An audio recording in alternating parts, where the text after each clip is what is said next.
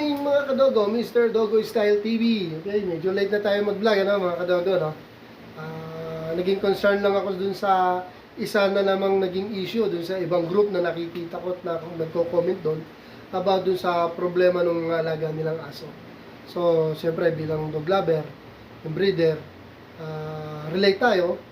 So, magko-comment lang ako sa ganung sistema na na-experience nila. Nabasa ko yun sa mga kaibigan nating ibang group, ano. Mahilig kasi akong sumali sa ibang group para alam natin yung nangyayari sa sirkulasyon ng mga aso at pusa. So, kahit na admin ako ng isang group, member ako ng ibang group. Suportahan lang naman yun. Kaya lang yun nga, may nakita akong concern doon. Kaya ito, tatakilap natin at i-discuss ko kung ano ang dapat gawin para maiwasan yung ganong senaryo at ganong problema ng alaga nating aso. Mapaaso, mapapusa. Okay? Alam niyo kung ano yun. Kasi nag-comment doon na bumaho daw yung tenga ng aso niya, nagkakaroon daw ng liquid na tumatagas dito, tapos halos parang nakakalbo-kalbo na yung tenga. I don't know kung ano, wala namang picture, yun lang sabi. Basta sa pinakamalinaw doon, bumabaho daw yung tenga. Ako sa tingin ko, mga kadogo, alam ko kung ano naging problema doon. Isa sa reason doon, pero malamang yun. Isang tenga lang daw. Tapos ang baho. Pati aso niya nga, bumaho na raw.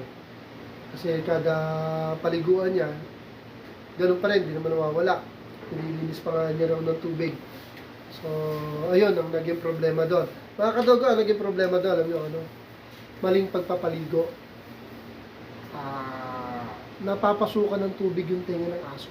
Kahit na nagpapagpag na ganun yan, kung talagang mapasukan yan, mapapasukan. So, yung tubig nag-i-stay doon. Tsaka, sabi nga ni ma'am, doon sa comment niya, nililinis niya naman doon ng tubig. Ibig sabihin, binabasa pa rin yung tenga. So, napapasukan pa rin yun. May ganun ang senaryo, dumumi na, bumaho na dahil doon sa tubig na yun, tapos tutubigan pa ulit. Kala niya, malilinis lang ng ganun-ganun yun. So, lalong nadadagdagan. Kasi pag na-imbak yun sa loob, nagiging bacteria talaga yan. Unless kung talagang eardrop siya na pantanggal sa mga bacteria ng tenga. Okay? So, sa maling pagpapaligo, isa yan sa cause kung bakit babaho po ang tenga ng alaga natin. Kung bakit magkakaroon ng liquid disposal sa tenga. Isang tenga lang eh. Kung dalawa yan, baka may ibang problema, kaya lang isa lang. Sabihin, yung tengang yun nag-concentrate na mga basa ng tubig. Ako mga kadogo, kung mapapansin nyo sa mga vlog ko, kahit hose, ginagamit ko naman. Kahit tabo, isa nga, may nag-comment, bakit hose? Diba? So, wala namang problema kung hose eh. Ang pakatandaan natin, ang pinaka-importante dyan is kung paano natin sila liguan. Kay hose yan, kay tabo yan, kay shower type hose yan na sprinkle type. Kung paano natin paliguan. Iwasan natin mabasa o mapasukan ng tubig yung tenga. Siyempre kaya ito siya, huwag mo itututok sa tenga. Siyempre, itututok natin sa ibang part na hindi papasok sa tenga. Ganun lang kadali yun. Kahit tabo, wala namang problema. So, pag magtatabo tayo or mag-uos tayo, siyempre, hawakan natin yung tenga, itutukin natin ganun, tsaka natin titirahin. Ganun lang yan, nasa pag-iingat yan eh. Wala namang problema doon kahit ano gamitin natin. Pero siyempre, mas maganda yung parang shower type na pampaligo. No? Tayo, hindi naman tayo mayaman para makabili pa noon. Ano? Kaya hos-hos lang tayo. And tabo-tabo.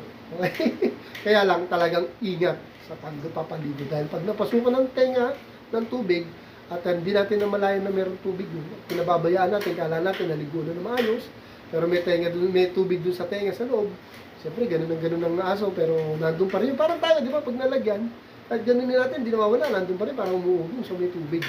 Hanggang di natin natatanggal, nandun yun. Ganun yung aso. Aso hindi naman marunong umangal.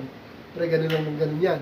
So, kung laging ganun ang nangyayari, naiimbakan ng tubig yun, at uulitin natin, kagaya, nilinis pa uli sa tenga, binasa para uli, para luminis, at pinasukan na naman yun. Yung po ang nagiging cause kung bakit bumabaho ang tenga ng aso.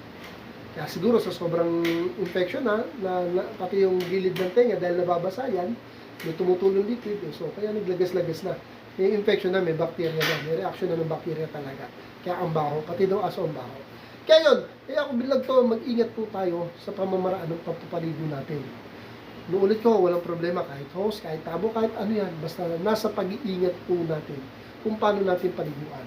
Dahil isa po yan sa nagkukos sa bacterial reaction dun sa tenga ng mga alaga natin, mapapusa, mapaaso, Pag nag-react na yung bacteria at dumami na doon, naging infected na, bumabaho na, at tuluyan nagiging problema sa aso natin, sa health nila, bumabaho din sila. Kaya ingat po tayo sa pagpapaligo, yun po ang ibig sabihin ko sa vlog na to. Isa sa nagiging dahilan kung bakit bumabaho ang tenga ng aso, bakit nagkakaroon ng infection dahil sa maling pagpapaligo. So ingat-ingat lang, wala nung talagang ingat lang. Kasi pinaliguan na natin, ingatan na natin, di ba mga kadogo? Para hindi rin tayo maperwisyo sa huli. Dahil pag nagkasakit, kagaya yan, siyempre, gagamutin na natin, hindi mo pwedeng hindi. So, para i-avoid yun, simpleng pagpapaligo, ingatan na huwag mapasukan ng tubig. Yun lang kasimple. Yun ang aking purpose kung bakit i-vlog ko to. Dahil nagkaroon ng mas malaking problema dahil nandun sa maling pagpapaligo. Okay? Ingatan, mapasukan ng tubig, ang tenga ng aso. Yun lang po.